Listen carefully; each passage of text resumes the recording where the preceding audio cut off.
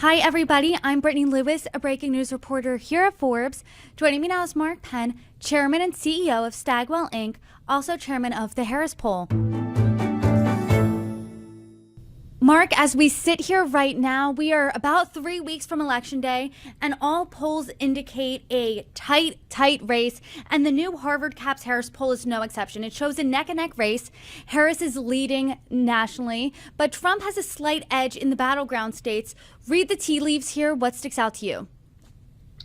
Well, obviously, this race is on a razor's edge in terms of how it's going to come out, and there are a lot of things going on at once. People like to think there's one simple thing going on, but each campaign is out there executing their strategy. Both of them, I think, somewhat successfully in what they're trying to do, and they're coming together at a head here with hundreds of millions of dollars still remaining to be spent and with it unclear who's going to win. I think if you've got an edge in the swing states, that probably gives you a slight edge, but that might be a very, very slight one. You said that both campaigns are executing their strategies. Does this poll indicate, because Trump has a slight lead in the battleground states, that he's doing a better job and a more targeted job talking to those voters? And as we know, this election's coming down to those 7 swing states.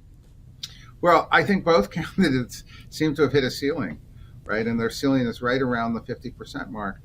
I think Trump is doing a very good job in the swing states, picking individual issues in those swing states. So, for example, hitting no tax on tips in Nevada, hitting what could happen to the auto industry jobs with EV mandates in Michigan, hitting fracking in Pennsylvania.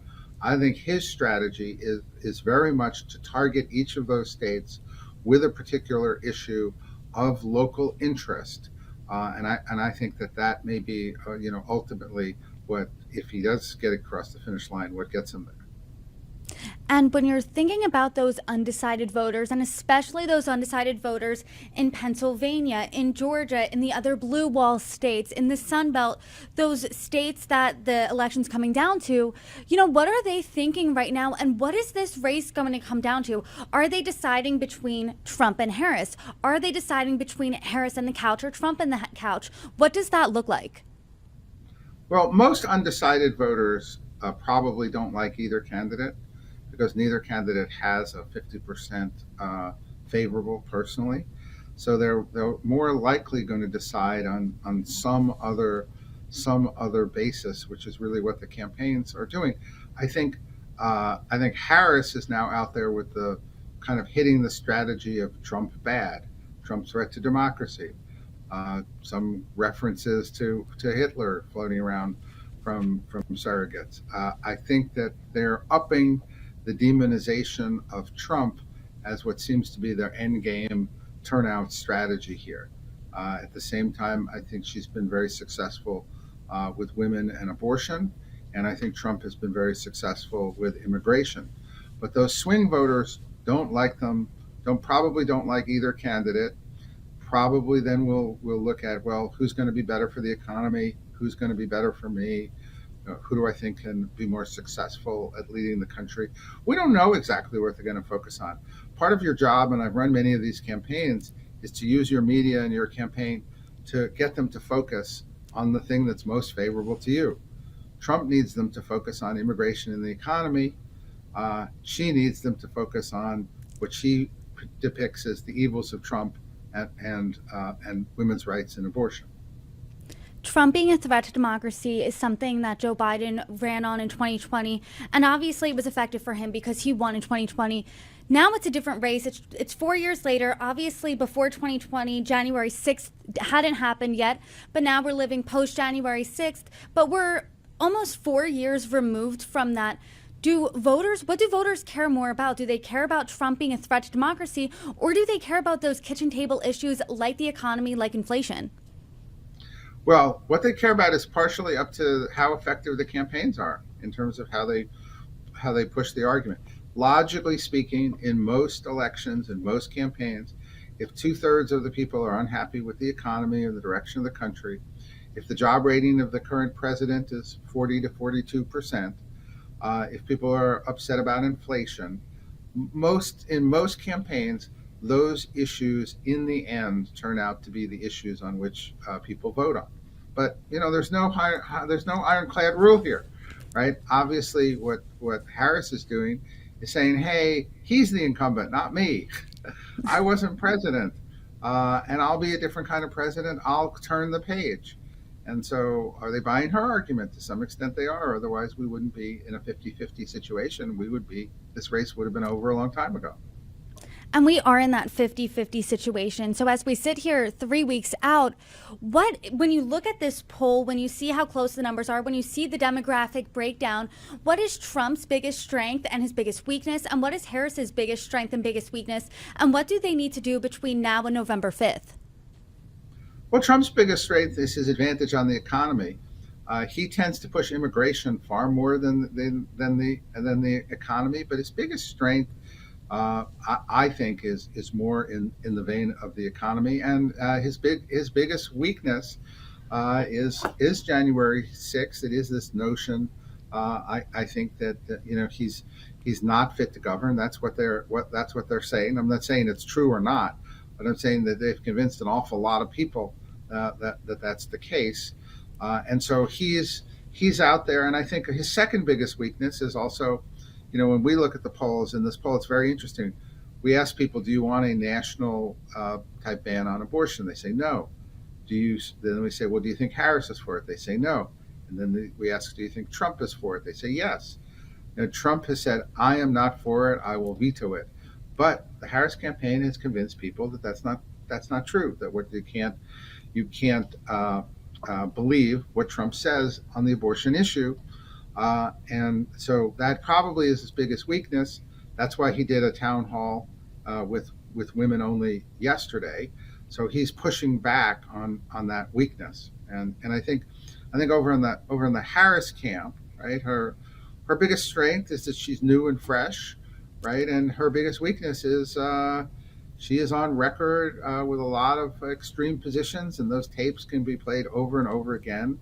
And she hasn't successfully answered why she's any different from those positions that are really unpopular. And so I think that's pretty much where it stands. The Harvard Caps Harris poll from October shows that this Harris has the slight lead, but back in September it showed a tied race. I know it's neck and neck. I know it's within the margin of error, but if you're the Trump campaign, you're seeing that she's breaking away ever so slightly, but still breaking away. What are you thinking this close to November 5th? Well, you're thinking that we're going to hit as many rallies, spend as much money in the swing states. I mean, you're just going to go all out. It's late to change strategies. I don't think either campaign needs a risky game changer. What they've got to do is execute really well. I think the biggest, another, tactical weakness I think here on the Trump campaign is what I call the math of mail-in voting. All right, so if you think about it, if half the people vote by mail and then half the people show up at the polls and it's well distributed, then mail-in voting doesn't have an impact. But if most of, say, the Democrats vote by mail, most of the Republicans show up in person, there's a fall off in in-person voting. And so 10% of the people who plan to get to the polls don't get there. And if those are disproportionately Republican, I think the Republicans have been losing 1 to 2 points in letting their vote be cast on election day, while the Democrats have been 100% certain banking their votes through mail-in votes. So to the extent, and in this poll, it showed, at least in the swing states, that actually the Republicans had equalized the mail-in vote factor. But that's a very important factor in a race this close. And when you're thinking about early voting, because that has started in some states throughout the country, what are you looking at between now and November 5th? Because I was just speaking with someone earlier who was a data guy, and he said, there's a lot of uncertainty out there. We all want answers from this in-person voting. However, you're not going to get much. But when you're looking at it, what do you glean from those numbers? Well, look, I glean that right now, mail-in voting is reasonably popular. Democrats are more comfortable with it than Republicans. That, as I said, is a definite problem for Republicans because of the kid gets sick, you forget it's election day, you got to go to work, you can't go. There are all these things that happen compared to this. So I think as you look at those numbers, the fact that we showed it a lot closer, really makes a difference. But voters like mail-in voting. It's sort of here to stay. But it does have this unexpected impact if people of both parties don't equally participate in mail-in voting. It advantages the party that gets their votes in by mail because those votes are 100% certain to be there. As we know, as you and I have discussed for months, this is coming down, an election that's coming down to the battleground states. Last night, Vice President Kamala Harris sat down for an interview with Fox News' Bret Baier, which some have argued is a risk. This was the first time she sat down with the network ever since becoming a politician, and it was pretty contentious at times. What were your thoughts on the interview? Well, people see what they want to see in that interview. I think Bret Baier is a journalist. He's not an opinion commentator. I think he's a very serious journalist. I think that he came away from that interview thinking that she didn't really address the questions and she just wanted to spend the whole time attacking Trump. I don't know what the point of going on Fox News to attack Trump is when those are all the most loyal Trump supporters. You would instead, if you really seriously wanted to get those votes, you would really show how good and effective you'll be as president. You would want to woo them rather than spend all your time attacking Trump. So I think people seeing what they want. I don't think she did, answer a lot of those questions, clearly. I think she just went in with the talking points and she tried to deliver all those talking points, and the staff got her in and got her out as quickly as possible. And I think she missed an opportunity because Bret Baier is not a real partisan. He's not really known as pro-Trump. He's really, I think, back in the Bush days, and so I think that was a mistake on her part. Do I think it'll make a difference? No. I think to me the big journalism thing is where is the CBS transcript? In the Harvard Harris poll, 85% CBS should release that transcript. If a journalistic organization was holding information from the public that's relevant to a presidential campaign, that's a serious matter. I think that's important. And it was very clear Democrats, Republicans, and independents all agreed that they should release that transcript. I think it's fair to say that if you're Team Trump, your heart and mind isn't changed after that Harris interview. If you're Team Harris, heart and mind's not changed. But I'm thinking about the undecided voter who tuned in to watch it. I'm thinking about maybe the Nikki Haley Republican who their heart's not set on Trump, their mind could be changed. What are they thinking after watching, like you said, the CBS interview, after watching Harris go on Fox News? Do you think she's moving the needle at all? Is she closing with them?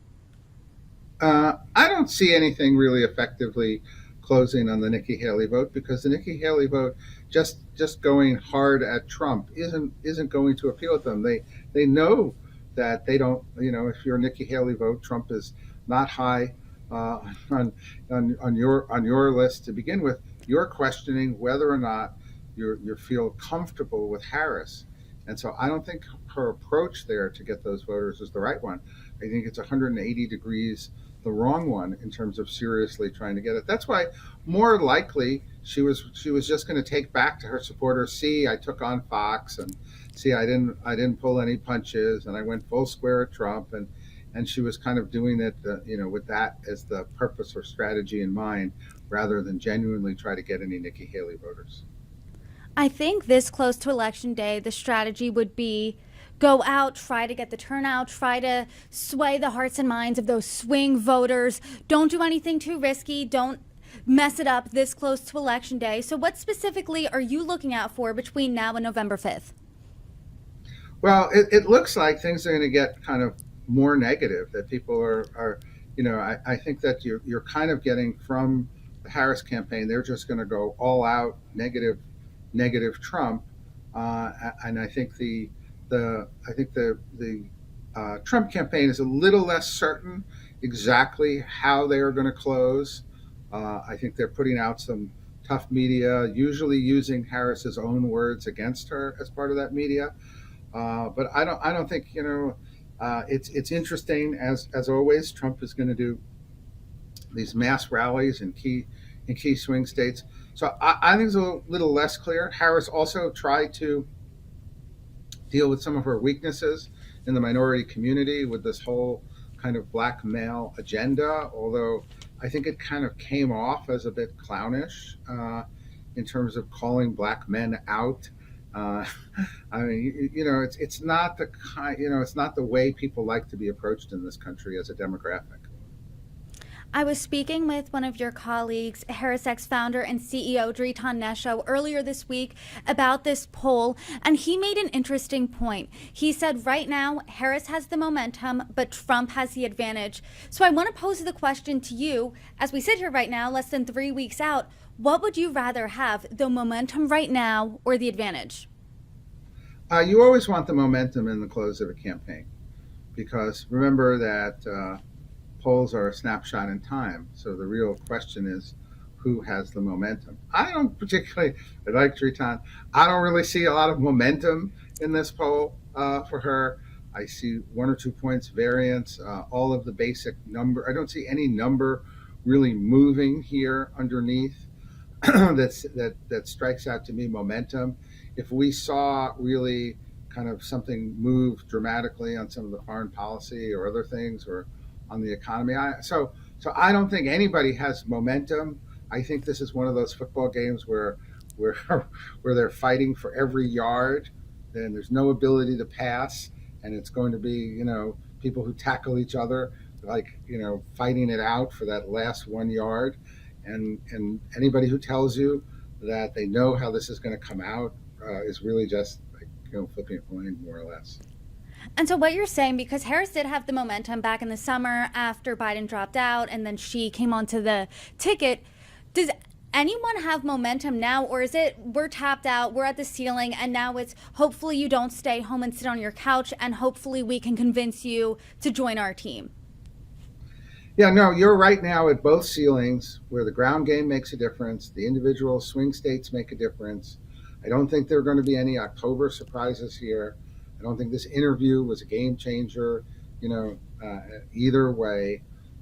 I think Harris has more money, and so she's going to take up more of the airtime and the organization. Trump has kind of this great kind of in-person event thing that seems to mobilize tens and tens of thousands of people in communities. And I think ultimately now it may come into whether or not the Democrats have an advantage out of the mail-in vote or whether or not the Republicans have effectively neutralized the mail-in vote advantage. If they haven't, it's a serious gap where they're losing 1 or 2 points an election, and those 1 or 2 points are the difference between winning and losing. And on election night, this is my last question. Our eyes are going to be everywhere, but as the clock ticks down, as the polls close, which states specifically are you looking at to see who comes out on top? Well, I think all eyes are on the East Coast, right? I think that there isn't going to be any upset in New Hampshire, according to the polls. Florida does a very good job these days of counting things pretty promptly. So if Florida is going according to plan and Trump wins there significantly, then that means everything is kind of going as you expect. North Carolina obviously is a critical state to look at. Pennsylvania is a second critical state to look at. So if you kind of get a sense of how Pennsylvania, North Carolina are coming out, if there's an early call in either of those states, one way or the other, then that means that person is likely to win. That's kind of, you can go to bed. But if there's no early call in those states, Florida goes as expected. New Hampshire always reports early, goes for her as expected. Then you're going to have to stay up really late. Well, it's looking like it could potentially be a late night that turns into a long week, but our eyes will definitely be on it. And Mark, thank you so much for the conversation. I hope you can join me again soon. Thank you.